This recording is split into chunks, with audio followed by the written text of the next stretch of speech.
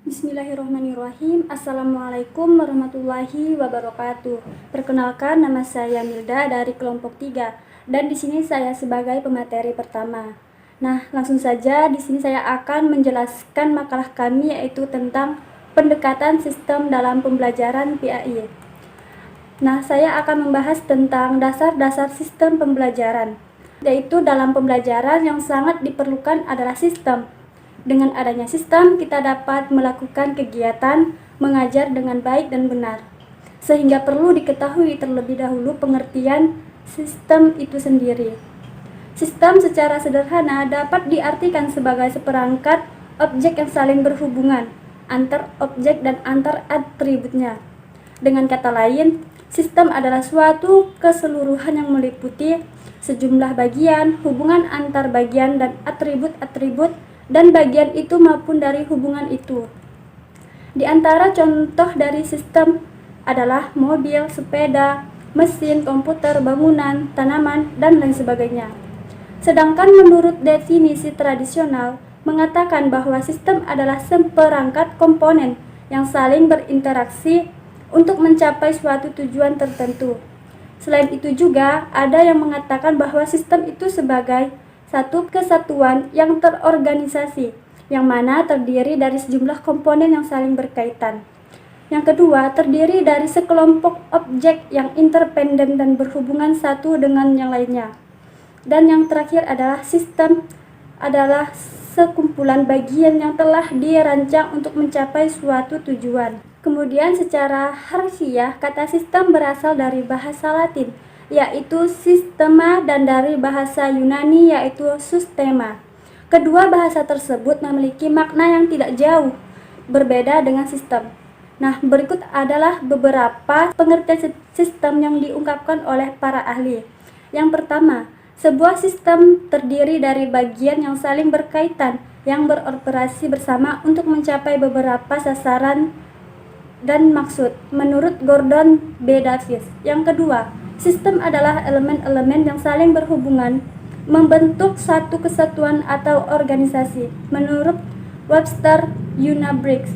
Yang ketiga, sistem adalah sekumpulan komponen yang saling berinteraksi dan bekerja sama untuk mencapai tujuan yang sama, menurut Bertalanffy.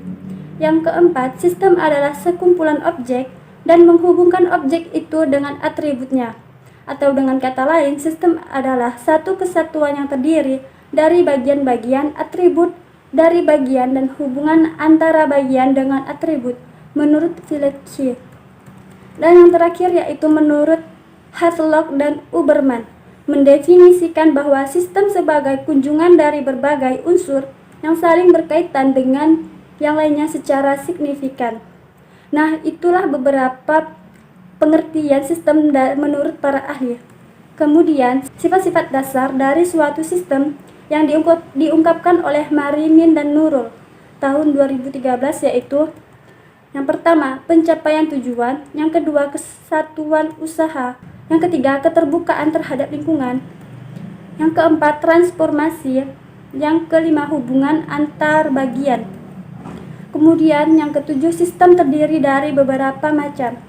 Dan terakhir yaitu mekanisme pengendalian. Nah, itulah dasar-dasar dari sistem yang dapat saya jelaskan. Kurang lebihnya saya mohon maaf dan saya kembalikan lagi kepada pemateri kedua. Sekian, terima kasih. Wassalamualaikum warahmatullahi wabarakatuh. Assalamualaikum warahmatullahi wabarakatuh. Perkenalkan, nama saya Nisa Putriani dari PAI semester 5 kelas E. Di sini saya akan melanjutkan materi B untuk presentasi, yaitu pengertian pendekatan sistem.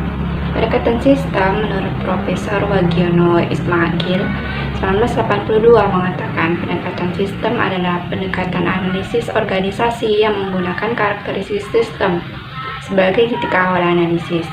Perencanaan pembelajaran dengan menggunakan pendekatan sistem memiliki beberapa manfaat, antara lain yang pertama, melalui pendekatan sistem, arah dan tujuan pembelajaran dapat direncanakan dengan jelas. Yang kedua, pendekatan sistem memandu guru dalam kegiatan sistematis. Yang ketiga, pendekatan sistem dapat merancang pembelajaran dengan mengoptimalkan semua potensi dan sumber daya yang ada. Yang keempat, pendekatan sistem dapat memberikan umpan balik. Pendekatan sistem diperlukan apabila kita menghadapi suatu masalah yang kompleks sehingga diperlukan analisa terhadap permasalahan tadi.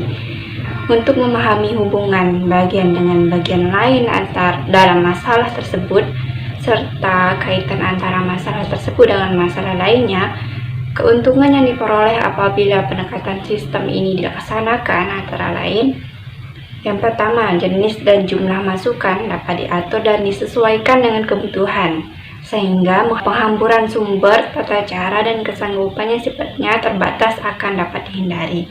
Yang kedua, proses yang dilaksanakan dapat diarahkan untuk mencapai keluaran, sehingga dapat dihindari pelaksanaan kegiatan tidak diperlukan.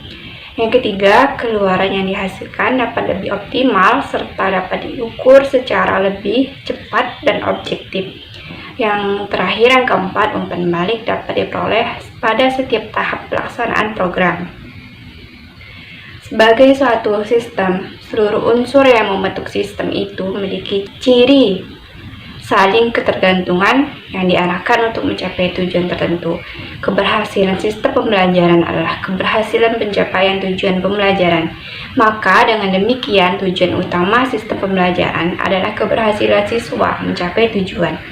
Pendekatan sistem pembelajaran PAI adalah kumpulan dari sekian banyak komponen yang saling berintegrasi, saling berfungsi secara kooperatif, dan saling mempengaruhi dalam rangka mewujudkan generasi ke generasi yang beriman dan bertakwa.